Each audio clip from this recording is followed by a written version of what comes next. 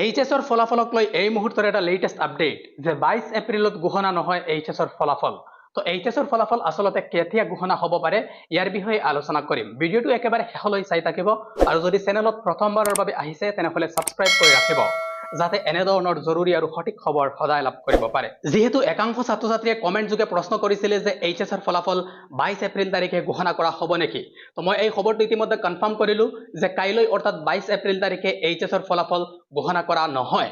তো এইচএছৰ ফলাফল আসলতে কেতিয়া ঘোষণা কৰা হ'ব পাৰে এই সন্দৰ্ভত ফলাফল ঘোষণাৰ এপ্লিকেশ্যনটোৰ মানুহজনৰ সৈতে আজি কথা পাতিছিলো আৰু তেওঁ মোক জানিবলৈ দিছে যে এতিয়ালৈকে তেওঁলোকে ফলাফলৰ যেটো ডাটা এইচএছৰ ফলাফলৰ ডাটাটো লাভ কৰা নাই, যেহেতু তেওঁলোকে ৰিজাল্টটো পাব্লিছ কৰি থাকে ইয়াৰ বাবে বোৰ্ডৰ পৰা তেওঁলোকে আগতীয়াকৈ ৰিজাল্টৰ ডাটাটো লাভ কৰি থাকে, কিন্তু এই মুহূৰ্তলৈকে তেওঁলোকে ৰিজাল্টৰ এই ডাটাটো লাভ কৰা নাই। ইয়াৰ উপৰি তেওঁ উল্লেখ কৰিছে যে এইচএছৰ ফলাফল এই মাহৰ শেষ সপ্তাহত ঘোষণা হোৱাৰ সম্ভাৱনা আছে আৰু কাইলৈ তেওঁ বোৰ্ডৰ সৈতে কন্টেক্ট কৰি ফলাফলৰ ডেটটো কনফাৰ্ম কৰিব বুলি উল্লেখ কৰিছে।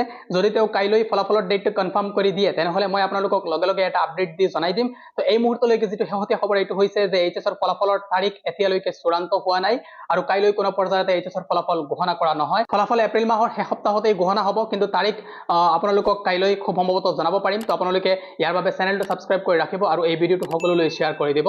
Thank you, thanks for watching.